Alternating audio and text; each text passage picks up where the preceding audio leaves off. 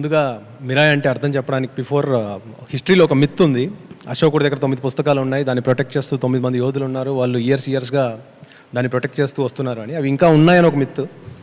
వాటి మీద చేసిన సినిమా ఇది. సో మిరాయ్ అంటే ఆయన శాసనం, think from a past for the better of the future అని.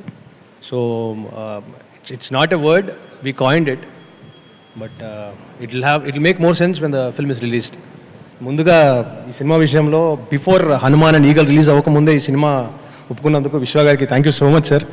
It's a very ambitious film and lot of sequences we are still finding ways to shoot it. So నేర్చుకొని చేయాల్సిన film and lot of things are learned in the process. And 10 yearsగా ఈ సినిమాతో ఒక మనిషితో travel చేస్తున్నాను, తేజు. ఇప్పుడు 2015-16లో ఆ సినిమా నేను చేస్తున్నప్పుడు ఈ ఐడియా చెప్పాను.